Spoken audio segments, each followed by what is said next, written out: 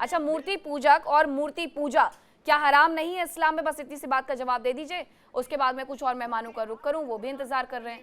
मौजूद है, मैं आपको पूरा वीडियो दे दूंगा।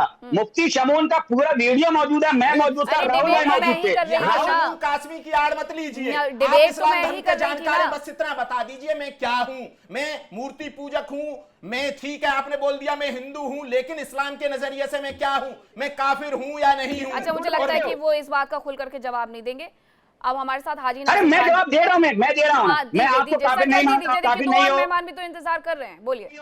आप वेद को मानने वाले हो, आप पुराण को मानने वाले हो, आप श्री राम जी के मानने वाले हो, आप लक्ष्मण जी के मानने वाले हैं, आप बिल्कुल काफिर नहीं हैं। आप हिंदू धर्म, सनातन धर्म के मानने वाले हैं, और हर धर्म में एक अल्लाह की तरफ जाने का रास्ता मिलता है। मैं तो कहता हूँ कि हिंदू मुसलमान एक साथ धर्म को नहीं जानते, ये सिर्फ एक ही धर्म में मिलता है। ऐसे अपनी बातों को आप थोड़ी सोचते हैं। निराकार को भी पूजता है, कभी हिंदू धर्म में सब कुछ है, कभी निराकार को भी पूजता है, बहुदेववादी भी है, राम को भी मानता है, कृष्ण को भी मानता है, इवन ग्राम देवता को की भी पूजा की जाती है। एक बात तो नसीमुल हक जी, ये बातें थोपना बंद कर दीजिए कि सब कुछ एक है, सब जो मूर्ति पूजा करते हैं वो एक तरफ को जाते हैं। कभी किसी मूर्ति पूजक ने इस बात का जिक्र नहीं किया है कि आप जो अल्लाह को पूजा कर रहे हैं या इबादत कर रहे हैं वो आप ईश्वर की ही पूजा कर रहे हैं, ईश्वर की ही इबादत कर रहे हैं। तो उन चीजों को मत लाइए फिर उस बीच में। हाजी नाजिम खान जी, क्या ये सच नहीं है? आप ठीक है पीस पार्टी के प्रवक्ता बनकर के बैठे हुए हैं, लेकिन आप इस्लाम के जानकार भी हैं, आप तो रोज कुरान भी पढ़ते होंगे। तो अगर आप कुरान पढ़ते हैं, सजदा करते हैं, तो जरा ये बताइए क्या मूर्ति पूजकों को लेकर के ये नहीं लिखा हुआ है कि मूर्ति पूजा करना और मूर्ति पूजकों से दोस्ती करना दोनों ही हराम है? हाँ, ये इसीलिए इस तरीके की सोचें भी बाहर आती है, मुझे लगता है। हाँ मीनाक्षी जी, मेरी आवाज आप तक आ रही है? हाँ आ रही है। हाँ मीनाक्षी जी, देखिए, हाँ देखिए, आप मूर्ति पूजा की बात कर रहे हैं, और देखिए मैं तो कहता हूँ कि लकुम दीनुकुम वलिय दीन। भाई आपकी आस्था आपके, हाँ आपकी आस्था आपके साथ और मेरा यकीदा मेरे साथ। देखिए हम आपकी आस्था का पूर्ण रूप से सम्मान करते हैं। और रही बात ये मूर्ति पूजा की, तो राहुल तालान तो इजराइल को पसंद करते हैं। इजराइल तो मूर्ति पूजा के खिलाफ है। इजराइल को पसंद करे या अमेरिका को? सवाल मैंने आपसे क्या पूछा है, आप जरा मुझे वो बता दीजिए कि हराम है या नहीं है। उनके फादर हैं वो, क्योंकि वो उनके फादर का नाम आपको क्या करना है उनसे जान करके? आप नहीं करते ईरान को पसंद क्योंकि वो शिया है। मुझे ईरान बहुत पसंद है, सुन्नियों से तो ज्यादा पसंद है ही मुझे ईरान, कि कम से कम वो थोड़े कुएं से बाहर निकले हैं और चीजों को सोचा समझा है उन्होंने। मुझे ईरान आपसे ज्यादा पसंद है। हाजी नाजिम खान, आप तो मार रहे हैं उन बेचारों को, जहां देखते हैं उनकी मस्जिद में बम फोड़ देते हैं। उसमें हाजी नाजिम खान का कोई कसूर नहीं है। लेकिन हाजी नाजिम खान जी देखिए, डिबेट को कहीं और मत लेकर के जाइए ना। 18 मिनट बीत गए हैं, आराम से प्रेमानंद जी महाराज भी सुन रहे हैं, तो जरा मुझे ये बताते जाइए। प्रकाशानंद जी हमारे साथ जुड़े हों, वो भी सुन रहे हैं। अब वो सुनते थोड़ी रहेंगे, कुछ वो भी प्रतिक्रिया देंगे। तो थोड़ा सा सम अप करके बताइए मुझे कि मूर्ति पूजकों से पूजा करने वाले और मूर्ति पूजकों से दोस्ती करने वाले क्या दोनों ही आपके धर्म में हराम है या नहीं है? मैं तो सवाल कर रही हूँ, हाँ या ना में आप जवाब दे दीजिए। मैंने आप पे थोपा थोड़ी कि ऐसा ही लिखा हुआ है।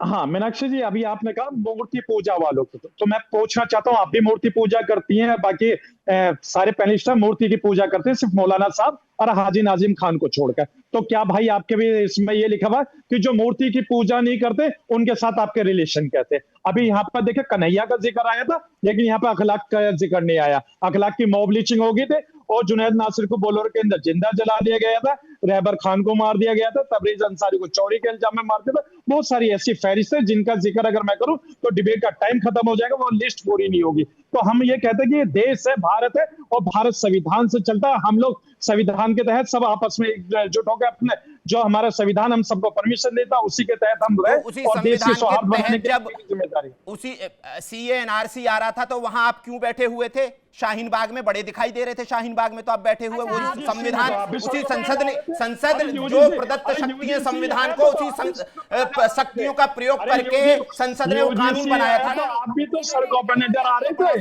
अरे खिलाफ थे आप यूजीसी के। नहीं, अगर आपको संविधान पर भरोसा है तो मुझे लगता है, एक मिनट राहुल तालान जी, अगर आपको संविधान का इतना ही जिक्र करना होता है, हर चीज में आपको संविधान पर भरोसा भी होता है, तो फिर आप ये बातें और ये उठाते क्यों हैं कि जिन लोगों ने किया क्या उन पर कोई केस नहीं चल रहा? आप ये तमिलनाडु 2018 का मैं जिक्र कर देती हूँ, रुक्मणी चंद्रशेखरन, मोहन कुमार, वेंकटेश्वन, गजेंद्रनन, ये तो सिर्फ 4-5 नाम है 2018 के, ये क्या इनकी मॉब लिंचिंग नहीं हुई? मॉब लिंचिंग किस समुदाय के द्वारा सही ठहराई जाती है? कभी भी नहीं ठहराई जाती है। तो 2-4 नाम गिनवा करके आप ये मत कहिए कि उन लोगों के साथ गलत हुआ और देश में कभी किसी के साथ ये सब कुछ हुआ ही नहीं है। ये पर्दा डाल रहे हैं आप सब बैठ करके यहाँ पर, ये मत किया करिए। प्रकाशानंद जी, इस पूरे मुद्दे पर क्या शुरुआत से ये जो पढ़ाया जाता है, सिखाया जाता है कि मूर्ति पूजकों से दोस्ती करना, मूर्ति पूजा करना, ये दोनों ही हमारे धर्म के हिसाब से नहीं है, इसीलिए इस तरीके के वकीलों की, अब ये वकील हैं, इन जैसों की सोच बाहर आती है। यूट्यूबर्स की सोच हम देखते हैं, कॉमेडियन की सोच हम देते हैं, हम शायर्स की जो सोच है वो देखते हैं। तो ये क्या दिमाग में बचपन से भर दिया गया इसलिए है? बिल्कुल बिल्कुल, ये आज का कोई नया नहीं है। ये जब भी कोई इनका धर्म आता है, ईद या रमजान या हिंदुओं का बड़ा पर्व है, तो ये लोग एक साजिश के तहत इनके मौलामा उलेमा अलग अलग तरह से बयान देते रहते हैं कैसे हिंदुओं और मुसलमानों के प्रति जो सांप्रदायिक हिंसा भड़के, वैसा बयान सोच समझ करके उसके लिए बैनर लगाया जाता है। उसके लिए आज नहीं, इटावा के वो मौलाना ने दिया कि भाई ये जो विश्व हिंदू परिषद है, ये बजरंग दल है, ये सब जो है आतंकवादी संगठन घोषित कर देना चाहिए। अभी बिहार के एक मौलाना ने बयान दे दिया हमारे योगी जी के माँ पर, गाय माता पर, उसके पहले तमाम। तो ये सोची समझी इनकी राजनीतिक साजिश होती है कि कैसे, और ये लोग कभी भी किसी भी जब हिंदू मुसलमान का दंगा होता है, वो बयान देने वाले कहीं नहीं दिखाई देते, वो आराम से रहते हैं और दंगा देकर भड़का रहता है। कैसे हिंदुओं को अपमानित किया जाए, कैसे हिंदुओं को प्रेरित किया जाए, कैसे उनके धर्म को खराब किया जाए, इनको क्या पता है धर्म के बारे में? भाई हम लोगों ने तो कभी नहीं कहा कि आपको मेरे पूजा पद्धति के बारे में क्या पता, हमको इबादत के बारे में पता करने जाए। इनको क्या पता कि हमारे पंच देवता कौन होते हैं, हमारे कितने देवी देवता हैं? कि हमने कभी पूछा इनसे कि आप आगे करके करो? नहीं, इन्होंने बैनर पोस्टर लगा कर इबादत से, हमको क्या मतलब आपकी इबादत से? भाई आप इबादत करो, कुछ भी करो, कहीं जाओ, हमें क्या मतलब है आपसे? आप उसके लिए किसी को काफिर कहेंगे, ये ठीक नहीं है। हिंदुओं को आप बहुसंख्यक के बीच में रह करके आज इतनी जो आप इतने भूले बढ़े, वो हिंदुओं का देन है। हिंदुओं को आपसे, हिंदुओं को पूछना चाहिए, हिंदुओं को आपको माफी मांगनी चाहिए। नहीं, आज हिंदुओं की स्थिति क्या है बांग्लादेश में, क्या स्थिति हुई पाकिस्तान में, देखने वाली बात है। कहाँ पे हिंदू आ गए और आप यहाँ बढ़ते चले जा रहे हैं जनसंख्या नियंत्रण से। सब आपके पास तो दो ऑप्शन है कि आपको जब अपना फायदा होगा तो आप नहीं, ये बता दीजिए, यहाँ मुस्लिम आबादी को तो लेकर आप कह रहे हैं, लेकिन जो दूसरे समुदाय की आबादी बढ़ी है उसके बारे में क्या है आपकी राय? आपको मुस्लिम आबादी दिखाई दे रही है, दूसरी आबादी जो बढ़ी है? देश जब आजाद हुआ था तो कितनी आबादी? अरे देश आजाद हुआ था, हिंदू मुस्लिम का आजाद हुआ था ना। जो हिंदू है वो यहाँ रहेंगे, मुसलमान है वहां जाएंगे, यहाँ क्यों रह गए आप लोग? गए रहते वहां। उसके बाद भी हम लोगों ने, हिंदुओं ने, बहुसंख्यों ने आप लोग को बढ़ने के लिए सब कुछ दिया, कहीं कोई परेशानी नहीं किया। तो ऐसा बात आप कर रहे हैं। लेकिन प्रकाशानंद जी जरा मुझे एक बात बताइएगा, पिछले साल जब कुंभ हुआ, जब आप लोगों की यात्राएं वहां पर निकल रही थी, नगर यात्रा निकाली जा रही थी, उस दौरान तो मुस्लिमों ने बढ़ चढ़ करके आप लोगों का स्वागत किया था। फिर आप इस तरीके से बात क्यों कर रहे हैं कि जहां पर हिंदू देश अलग बनने के लिए हुआ बंटवारा, मुस्लिम देश अलग बनने के लिए बंटवारा हुआ, तब तो खुले मन से और खुले विचारों के साथ स्वागत किया गया था, आपने उसे स्वीकार भी किया था। हमने कहा पूरे मुसलमान को नहीं बोल रही है। हाँ। जो मुलामा उलेमा है ये लोग बयान देकर भाग जाते हैं और हिंदू मुसलमानों को लड़ा देते हैं, ये बात मैंने कहा। अच्छा, मैं मुसलमान को, सभी मुसलमानों को नहीं कहा। हमारे पास कई मुसलमान आते हैं। हाँ। कई मुसलमान से हमारे अच्छे संबंध है, आश्रम पे आते हैं, आश्रम पे सेवा करते हैं। मैं सभी मुसलमानों कभी नहीं कहा। मैं कहा ये उलेमा और मौलाना जो कुछ है ये बयान देकर दंगा भड़काना चाहते हैं, इनको राजनीति करना है। किसी को राज्यसभा चाहिए दूसरी पार्टी से, किसी को एमएलसी चाहिए, किसी को चेयरमैन चाहिए, किसी को वक्फ बोर्ड का कुछ चाहिए, तो ये जानबूझकर लोग साजिश करते हैं। ठीक है, और ठीक है। अभी शेखर जी जरा जवाब देना चाह रहे हैं आप किस बात का? जो अभी मूर्ति पूजा की बात हो रही थी, तो मेरे हिसाब से जितने समझदार हिंदू है ना, वो मूर्ति की पूजा नहीं करते। बड़े पर्वों के समय में सोची समझी रणनीति के तहत लोग बयान देते हैं। और अच्छा, शेखर कुमार जी कुछ कह रहे हैं। प्रकाशानंद जी, शेखर कुमार जी कुछ बोल रहे हैं, हाँ बोलिए। मेरा ये कहना है जितने समझदार हिंदू हैं वो मूर्ति की नहीं, मूर्ति के अंदर जिस इष्ट में उनकी आस्था होती है उसकी पूजा करते हैं, वो मूर्ति की पूजा नहीं करते कोई। दूसरी बात, जो बात अभी रावत जी कह रहे थे हिंदू खतरे में, हमारे प्रधानमंत्री कहते हैं देश मजबूत हाथों में, रावत जी खतरे में। और राहुल तालान जी से क्वेश्चन है कि भगत सिंह, सुखदेव, राजगुरु, चंद्रशेखर आजाद, सुभाष चंद्र बोस और आप पीछे चले जाइए, झांसी की रानी महाराणा प्रताप, किसने आप तीनों के विचारों को प्रकट किया? किसने ये बताया कि कौन वाजिबुल कत्ल है? किसने क्या करा? जिन्होंने देश के लिए जान दे दी, आजादी आपको इस बात के लिए दिलाई कि देश के लिए आप चैनलों पर बैठकर आजाद देश में यहाँ पर रोटी खा के ये इसमें ये लिखा है, उसके उसमें ये लिखा है, इसलिए आजादी दिलाई आपको। ये तो बात है। कौन से क्रांतिकारी ने आजादी की लड़ाई में ये हिंदू मुसलमान की बातें कही? बताइए तानाजी साहब। यहाँ मैं बता रहा हूं, जिसने खिलाफत आंदोलन का समर्थन किया, उन्होंने खिलाफत आंदोलन का समर्थन करने की जरूरत क्या थी किसी को? खिलाफत आंदोलन का समर्थन, एक खलीफा के शासन को समर्थन कर रहे हैं जो ये बोलता है कि जो गैर मजहबी है, जो धर्म में बिलीव नहीं है, उससे जजिया लीजिए आप, है ना? आप भगत सिंह की आड़ लेके छुपेंगे? भगत सिंह कोई धर्म की चर्चा कर रहे थे क्या? भगत सिंह धर्म पे चर्चा कर रहे थे? महाराणा प्रताप धर्म पे चर्चा कर रहे थे क्या? रानी लक्ष्मीबाई धर्म पे चर्चा कर रही थी क्या? या सुखदेव राजगुरु और बोस धर्म पे चर्चा कर रहे थे? वो धर्म पे चर्चा नहीं कर रहे थे क्या? इस दिन के लिए आजादी दिलाई उन्होंने नहीं थी तो बताइए फिर हिंदुओं कि यहाँ नेशनल चैनल पे बैठ के आप इस तरीके की बातें करें। जजिया लिया गया, बताइए ना। शर्म आ रही है सल्तनत काल में आपको? से जजिया लिया गया, बताइए ना। जब सुनिए, खिलाफत की जो आप बात कर रहे थे, उस टाइम खाकी निक्कर वाले आपके पुरोधा क्या कर रहे थे? देश की आजादी में कोई योगदान नहीं था। जब से इस देश में इस्लामिक शासन आया था, सब हिंदुओं से जजिया लिया गया। समानता कहां थी तब? और आप जैसे समानता के जो विचार लेके आगे बढ़ रहे थे वो कहां थे? जब हिंदुओं को जबरदस्ती आजादी के आंदोलन में आप जैसे जजिया विरोधी के दम पे हाजी नाजिम खान को मुसलमान बना दिया गया, हाजी नाजिम खान के पूर्वजों को मुसलमान बना दिया गया, तब जैसे ये समानता के जो विचारक थे आप जैसे, ये कहां थे? जवाब सुनिए। आप झांसी की रानी को हिंदू मानते हैं या नहीं मानते? रानी लक्ष्मीबाई को बिल्कुल मानता हूं। 1857 के विद्रोह में अगर वो सफल हो जाती तो कौन सा शासन आ रहा था? कौन सा शासक आ रहा था? लेफ्ट लिबरल की यही दिक्कत है, लेफ्ट लिबरल की यही दिक्कत है। विद्रोह नहीं था। जिस वीर सावर को आप दिन रात कोसते रहते हैं, उन्होंने 1908 में बोला कि ये स्वतंत्रता की पहली लड़ाई थी, और आप जैसे लेफ्ट लिबरल उसको कोई गदर बोल रहा है, कोई विद्रोह बोलता है, कोई कुछ बोलता है। वीर सावरकर ने 1908 में बोला कि ये स्वतंत्रता की पहली लड़ाई थी। पहले करेक्ट करिए खुद को, है ना? ये कभी वो कभी कि गदर बोल देना, कभी इरफान हबीब ने बोल दिया गदर तो आप गदर बोलने लग गए, कभी विद्रोह बोलने लग गए। इधर उधर मत घूमिए, पढ़ के आइए। सुनिए, आप मुझे एक बात बता दीजिए, सावरकर को किन मामलों में डबल काला पानी की सजा हुई थी? क्यों हुई थी सावरकर को सजा? अरे ये तो किस केस में सावरकर गए थे? जिन अंग्रेजों का झंडा नहीं झुकता था, जिनके यहाँ सूरज अस्त नहीं होता था, उनके खिलाफ जो सशस्त्र विद्रोह की बात करेगा उसको क्या होना था? दुनिया की सबसे बड़ी शक्ति के खिलाफ जो खड़ा हो जाए उसको आप दिन रात कोसते रहते हैं। आप यहां लेके कि अहिंसा अहिंसा अहिंसा, और अहिंसा, गांधी जी पे आपने अहिंसा थोप दी कि भैया गांधी जी अहिंसा के प्रवर्तक थे। इस देश में अहिंसा के सबसे पहले प्रवर्तक थे महात्मा गौतम बुद्ध और महावीर स्वामी, है ना? वहां से अहिंसा का ट्रेल चलता है। और आपने जब से कांग्रेस की सावरकर कौन से केस में जेल गए? अहिंसा के एकमात्र प्रवर्तक देश में महात्मा गांधी थे। थोड़ा बुद्ध का और महावीर का भी नाम ले दिया जाना चाहिए था। तालान जी जवाब नहीं है ना?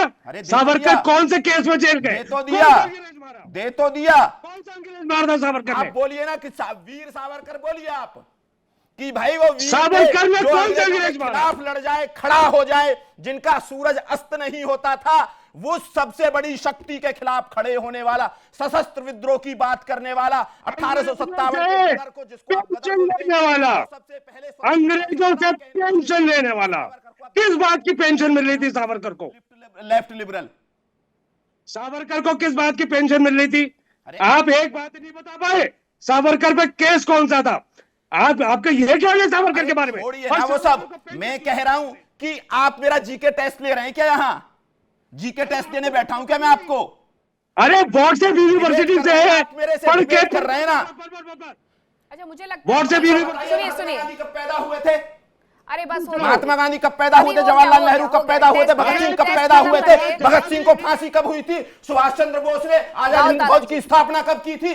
बताएंगे आप? राहुल तालान जी, यूपीएससी का सावरकर, पेपर नहीं सावरकर। चल रहा है, डिबेट चल रही है शेखर कुमार जी, और किस मुद्दे पर चल रही है? मुझे लग रहा है कि आप अलग जा रहे हैं। अगर आप इतिहास में इतना बाजार में खगालने दुकान में बैठेंगे, सुनिए मुफ्ती सुनिए खरीदे। शेखर जी सुनिए, अगर आप इतिहास को इतना खगालने बैठेंगे तो आपको 1905 से लेकर के मुस्लिम लीग बनाने तक फिर बहुत सारे ऐसे नेताओं के नाम निकल करके सामने मिलेंगे जिन्होंने हिंदू मुसलमान करने की शुरुआत की थी। बिल्कुल, इस देश को आजादी इस बात के लिए नहीं मिली थी, हिंदू हो मुस्लिम हो सब एकत्रित थे, लेकिन उन्हीं में तो कुछ लोग थे जिन्होंने उस देश को बांटने का काम किया। वो मुस्लिम का नाम क्या पूरी दुनिया नहीं जानती है? किसने अलग पाकिस्तान चाहिए था? किसने अलग पाकिस्तान धर्म के आधार पर मांगा था? क्यों उसे यह दिखाना था कि पंडितों से ऊपर, ब्राह्मणों से ऊपर मुसलमान है? यही तो सब कुछ था, यही तो हुआ 1947 में। तो अब आप उसको और नीचे चले जाएंगे तो फिर तो चीजें और ऐसे निकल करके सामने आती रहेंगी। मुझे जरा ये बताइएगा नसीम उल हक जी कि ये इस तरीके की अगर चीजें बार बार बाहर आती हैं तो फिर इन लोगों को ये बताया क्यों नहीं जाता है कि भाई धर्म पर, किसी के धर्म पर टिप्पणी करना सही बात नहीं होती है। अगर कोई कर रहा है आपके धर्म पर तो आप भी उठ करके वही करने लग जाएंगे, तो फिर अपने आप को आप बराबर समझिए, फिर आप अपने आप को बड़ा नहीं कह सकते हैं। वहां पर तकरीर में कुछ तो थोड़ा सा इनको ज्ञान देना चाहिए ना कि क्या करना है, क्या नहीं करना है, समाज में रह करके कैसे उसका माहौल सेट करना है और कैसे उसका माहौल नहीं बिगाड़ना है। नसीम उल हक जी बिल्कुल मैम, आप बिल्कुल सही कह रही हैं। बिल्कुल आप सही कह रही हैं कि ऐसे लोगों को ज्ञान दिया जा रहा है। मैंने आपसे क्या कहा, अगर आप सही से बिल्कुल ईमानदारी के साथ, हम सब 2014 के बाद देखेंगे तो कुछ लोग अपने आप को बड़ा दिखाने के लिए, अपने आप को फेमस करने के लिए, अपने आप को ऊपर लाने के लिए एक दूसरे के खिलाफ बोलते हैं। हमें बिल्कुल भी किसी भी हिंदू से डर नहीं लगता। मैं यहाँ बैठा हूँ, आप मेरी बड़ी बहन हैं, हमारे जो है वो रावत जी हैं, हमारे जो है साधु जी हैं, हमारे राहुल भाई हैं और हमारे जो है सर हैं, हम सब एक साथ हैं और एक साथ बैठकर हम बिल्कुल मुतमईन हैं। हमें किसी से डर नहीं लगता और आपको भी हमसे डर नहीं लगता। ऐसे चिंदी चोर लोग, ऐसे झूठे लोग, ऐसे मक्कार लोग बिल्कुल हर जगह होते हैं। प्रोफेट मोहम्मद साहब ने कहा कि किसी भी धर्म को बुरा आप नहीं कह सकते, किसी भी धर्म के किसी भी आदमी को बुरा नहीं कह सकते, किसी की पूजा को बुरा नहीं कह सकते। जिनकी वो इबादत करते हैं, जिनकी वो पूजा करते हैं, उनको आप बुरा नहीं कह सकते। जिस जगह वो जाते हैं उसको बुरा जो कहेगा वो यानी कि अपने मजहब को बुरा कहने वाला है, अपने कुरान को, अपने अल्लाह को, अपने रसूल को बुरा कहने वाला है। अगर कोई दूसरे मजहब के बारे में कह रहा है तो मैं बिल्कुल कह रहा हूं कि ऐसे लोगों पर अगर 2014 के बाद सख्त कार्रवाई होती है, ऐसे लोगों को जब सजा मिलता तो ऐसा नहीं होता। ऐसा दोनों तरफ से हो रहा है और ऐसे लोग जो दो टके के घटिया लोग हैं, हम सब एक पहले का जो आप बार बार जिक्र करते हैं, जरा मुझे ये बताइए कि 2012 में क्या अकबरुद्दीन ओवैसी की तरफ से ये बयान नहीं दिया गया था हिंदुओं को भड़काने वाला? जाकिर नाइक, अगर ये 2014 के बाद सरकार ना आती तो जाकिर नाइक तो मुझे लगता है देश से कभी बैन ही ना होता, कभी उसे देश छोड़ करके भागना ही ना पड़ता। तो ये सब नाम भी तो पहले ही आए ना। ये जो जितने भी ऐतिहासिक मुस्लिम शासक रहे हैं, जिनका इतिहास की आप लोग बार बार बताते रहते हैं, जिनका इतिहास आप बार बार अपनी जबान से सिखाते रहते हैं देश के लोगों को, तो इन लोगों ने क्या किया था इस देश में? इन लोगों ने मूर्तियों को नहीं तोड़ा, इन लोगों ने मूर्ति पूजकों का धर्म परिवर्तन नहीं करवाया। ये सब कुछ क्या उस वक्त पर नहीं हुआ था हाजी नाजिम खान जी? ये सब 2014 के बाद वाली सरकार पर डाल देना और अपना हाथ पीछा छुड़ा लेना, ये सही बात नहीं है। हाँ मीनाक्षी जी, देखिए जो तर्क आप दे रही हैं तो मुझे लगता है कि ये तर्क में भी बेईमानी है कहीं ना कहीं। भाई तलवार के, हाँ मैं बता रहा हूँ, आपको बता रहा हूँ भाई बेईमानी इसलिए है क्योंकि देखिए मैंने पहले कहा था लकुम दीनुकुम वलिय दीन, मैंने आपकी आस्था का भी सम्मान करा था और अपने यकीदे को भी बताया था। लेकिन यहाँ पे आपकी डिबेट में क्या कहा गया था? ये कहा गया था कि हाजी नाजिम खान के पूर्वज, भाई अल्लाह का शुक्र है हाजी नाजिम खान के पूर्वज तो कल भी मुसलमान थे, आज भी मुसलमान है और इंशाल्लाह जब दुनिया से रुखसत होंगे तब भी मुसलमान है। वहां रहिए। अब बताइए मैंने तर्क कैसे दिया गलत? हाँ, अरे सुन तो लीजिए, आपको तर्क दे रहा हूँ। अब मैं ये कहना चाहता हूँ, जब बार बार ये बात आ रही है कि देखिए तलवार के जोर पर यहाँ पर कन्वर्टेड करा दिया गया, ये अपने पूर्वजों के बारे में ऐसी सोच रखते। अरे भाई जब आपके पूर्वज ये कन्वर्जन कर रहे थे तो भाई आप लोग अपने धर्म में क्यों रहे? आपने उन्हें क्यों नहीं रोका? आपने उन्हें क्यों नहीं समझाया? आपने उनके साथ इतना बड़ा भेदभाव? हाजी नाजिम खान मेरे पूर्वज लड़ रहे थे, इसीलिए मैं आज हिंदू हूं। जिनके नहीं लड़ रहे थे उन्होंने इस्लाम अपना लिया। इसमें क्या बात है? ये तो समझने वाली बात है, हर कोई समझता है इस चीज को, है ना। मेरे पूर्वजों ने लड़ाई लड़ी तो इसीलिए मैं आज हिंदू हूं, है ना। जिनके नहीं लड़ पाए, जिनको जजिया देने से डर लगा, वो हाजी नाजिम खान बन गए। बाकी लगता तो है नहीं कि आप अरब से साथ में आए होंगे, रहे यही से कन्वर्ट। अरे हमारा मुकाबला नहीं कर पाएंगे आप लोग, हमारा मुकाबला नहीं कर पाएंगे। हम जो भारतीय हैं और आप फादरलैंड वाले, फादरलैंड वाले नहीं कर पाएंगे भाई। आपके यहाँ औरतों की मंडी लगाई जाती थी, हमारे यहाँ औरतों की पूजा होती है। आपके यहाँ औरतों को जंजीर में ले जाके मंडी आज तक लगाई जा रही है, आईसिस लगा रहा है। हमारे यहाँ पूजा होती, कैसे बराबरी कर पाएंगे भाई? सुनिए अरे तो आप, अरे सुन लीजिए, आईसिस ने यजीदी औरतों के साथ क्या किया है बताइए? ये तो हाल फिलहाल की घटना है। 1 मिनट, 1000 ईस्वी पहले की बात छोड़ते हैं, यजीदी औरतों के साथ क्या हुआ बताइए? जरा मुझे ये बताइएगा कि ये जो सिख गुरु हुए उनको, उनके बच्चों को अपने सर कलम क्यों करवाने पड़े? अगर उन्हें धर्म परिवर्तन नहीं करवाया जा रहा था तो उन्हें कोई आगे से आकर के कह रहा था कि आप अपना शीश झुकाइए, नवाइए, कटवाइए? ये किसी ने आकर के कहा था? हाजी नाजिम खान जी क्यों किया उन लोगों ने? ये जो जगह जगह मंदिर तोड़े गए, ये जो जगह जगह पर धर्म परिवर्तन करवाया गया, ये बहुत पहले से नहीं था क्या? ये आज की देन है? ये आज लोगों को सिखाया नहीं जा रहा है? सिखाया भी जा रहा है और देन भी पुरानी है। कहा मीनाक्षी जी, देखिए जहां इस तरीके का सामना का हरकत हुई, इसकी हमने कड़े शब्दों में मजम्मत भी करी, लेकिन अगर ये कह देना कि हाँ, ये कह भी देना कि मुसलमानों क्यों है ये तो बता दीजिए। बोलिए राहुल जी, आप इजराइल के बड़े प्रशंसक हैं, गुरुद्वारा क्यों है बताइए ना? किसका सर काटा गया था? कौन से गुरु का सर काटा गया था? देखिए इंडिया डेली 24/7 अब आपकी स्मार्ट टीवी पर। इंडिया डेली मौजूद है सभी डिजिटल प्लेटफॉर्म पर लाइव और लगातार। इंडिया डेली 24/7 हर दिन राष्ट्र को समर्पित।